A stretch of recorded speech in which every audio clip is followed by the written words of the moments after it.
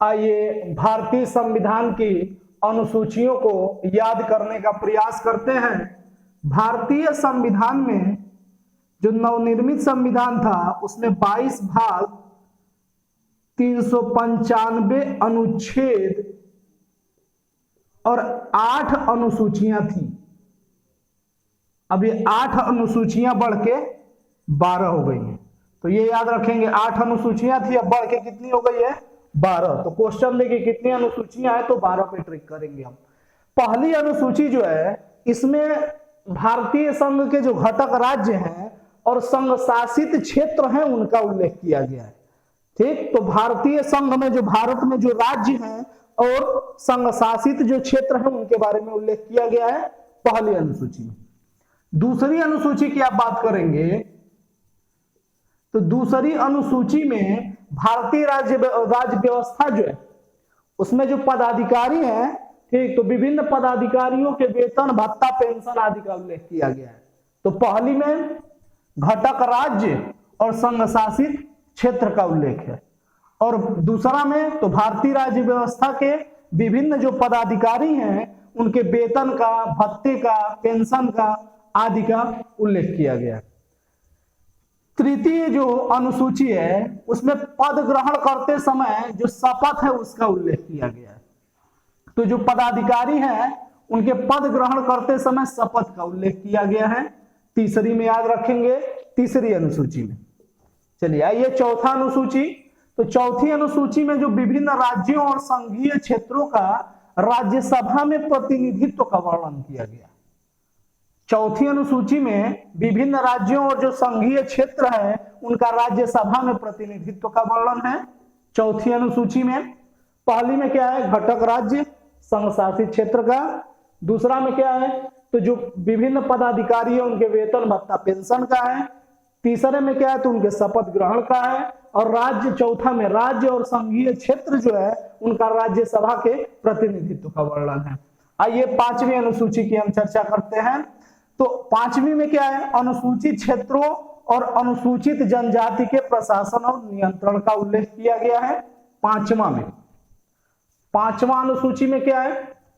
अनुसूचित क्षेत्रों और अनुसूचित जनजाति के प्रशासन और नियंत्रण का उल्लेख है पांचवा में। छठा में जब आएंगे आप, छठवीं अनुसूची में, तो असम, मेघालय, त्रिपुरा, मिजोरम, ठीक है, यहां पे जो जनजातीय क्षेत्रों के प्रशासन का प्रावधान है। छठवीं अनुसूची में असम, मेघालय, त्रिपुरा, मिजोरम, ठीक, इन क्षेत्रों के जनजातीय क्षेत्रों के प्रशासन का प्रावधान, उसका उल्लेख किया गया है। सातवां में आइए आप, तो सातवां में शक्ति का बंटवारा, 100 से 7, 100 से शक्ति का बंटवारा। सातवें में केंद्र और राज्य के बीच शक्ति का बंटवारा किया गया है। ठीक, तो सातवें में याद रखेंगे 3 सूचियां होती हैं, संघ सूची, राज्य सूची और समवर्ती सूची। तो ये याद रखेंगे आप। सातवें में शक्ति का बंटवारा, केंद्र और राज्य के बीच शक्ति का बंटवारा किया गया है सातवें में। किस तरीके से? तो 3 सूचियां बनी है, संघ सूची, राज्य सूची और समवर्ती सूची। ठीक है, आठवें में आ जाइए आप। तो आठवें अनुसूची में 22 भाषाओं का उल्लेख है, ठीक, जो पहले 14 था। तो आठवीं अनुसूची में 22 भाषाओं का उल्लेख है। ये आठवां अनुसूची याद रखेंगे। 9वें में चले आइए। तो 9वें में संविधान में यह अनुसूची प्रथम संविधान संशोधन अधिनियम 1951 द्वारा जोड़ी गई है। इसमें क्या है? तो राज्य द्वारा संपत्ति के अधिग्रहण की विधियों का उल्लेख है। 9वीं में क्या है? राज्य द्वारा संपत्ति के अधिग्रहण की विधियों का उल्लेख किया गया है। ठीक, और इसे प्रथम संविधान संशोधन अधिनियम 1951 द्वारा जोड़ा गया है। ये याद रखेंगे।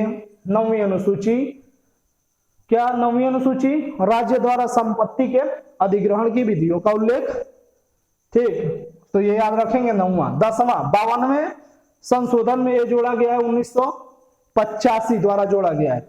10वां अनुसूची 52वें, ठीक है, संशोधन में 1985 द्वारा जोड़ी गई है। ये दल बदल से संबंधित प्रावधानों का इसमें उल्लेख किया गया है 10वां में। तो 10 से 10 से दल बदल, 10वें में दल बदल, ठीक। 52वां संशोधन 1985 द्वारा जोड़ा गया।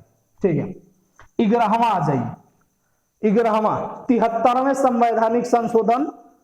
11वां 73वें संवैधानिक संशोधन। 10वां क्या था? 52वें संशोधन। 11वां जो है 73वें संवैधानिक संशोधन 1993 माफ करिएगा 1993 द्वारा जोड़ी गई है। 73वें संवैधानिक संशोधन 1993 द्वारा जोड़ा गया है। इसमें क्या है तो पंचायती राज संस्थाओं को कार्य करने के लिए 29 विषय दिए गए हैं। 11वें अनुसूची में 1993 द्वारा जोड़ी गई है। 73वें संवैधानिक संशोधन में पंचायती राज संस्थाओं को कार्य करने के लिए 29 विषय दिए गए हैं। और यहीं पर 12वें में क्या है तो 74वें संवैधानिक संशोधन 1993 द्वारा जोड़ी गई है और शहरी क्षेत्र के जो स्थानीय स्वशासन संस्थाएं हैं उनको कार्य करने के लिए 18 विषय दिए गए हैं। तो ये याद रखेंगे 74वें संवैधानिक संशोधन 1993 द्वारा जोड़ा गया है ये। ठीक है, 12वें अनुसूची को।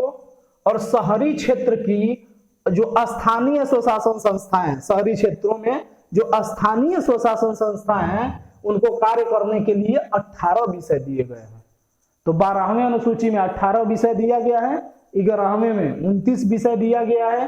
73वें संवैधानिक संशोधन, 12वां 74वें संवैधानिक संशोधन। ठीक है, और 10वां अनुसूची 52वें संशोधन।